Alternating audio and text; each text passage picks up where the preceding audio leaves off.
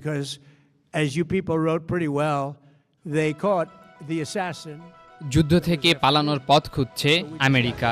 Donald ট্রাম্পের এক বক্তব্যে ইরানের সাথে কোনো চুক্তি ছাড়াই যুদ্ধ থেকে সরে যাওয়ার ইঙ্গিত পাওয়া গেছে।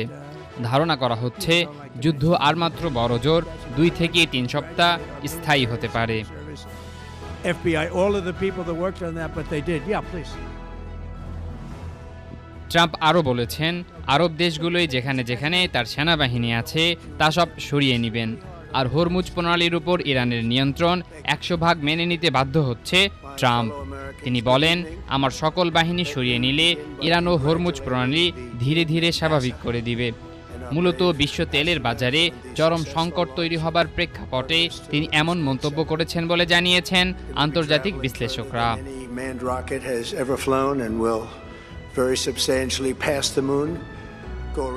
কিন্তু ইসরায়েল বলছে বিপরীত কথা।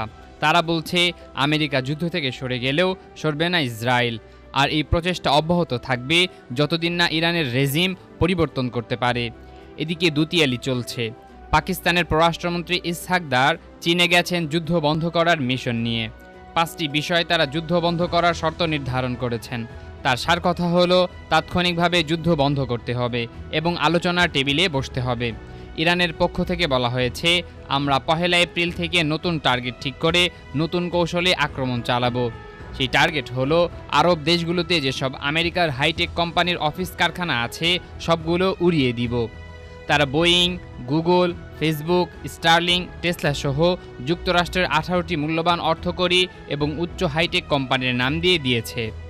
ইরানের আইআরজিসি বলছে, তাদের সর্বোচ্চ নেতা আলী খামেনি থেকে সকল নেতা ও সামরিক কমান্ডার হত্যার সাথে এবা জড়িত ছিল। ইরানের ঘোষণার সাথে সাথে তারা একটি কোম্পানির লেআউট ঘোষণা করে 50,000 কর্মচারী ছাঁটাই করেছে। ইরান তার ঘোষণা মোতাবেক কাজ শুরু করেছে। Kuwait international airport Iran drone হামলা করে তেলের ডিপোতে আগুন লাগিয়ে দিয়েছে। তেমনি লেবাননের হিজবুল্লার সাথে ইরান যুদ্ধে শরিক হয়েছে। আমেরিকা ও ইসরায়েলের পক্ষ থেকে ইরানের উপরে একতরফাভাবে চাপিয়ে দেয়া এই যুদ্ধে ইরান এখন চালকের আসনে আছে বলেও মত দিয়েছেন আন্তর্জাতিক রাজনীতি ও যুদ্ধ বিশ্লেষকরা।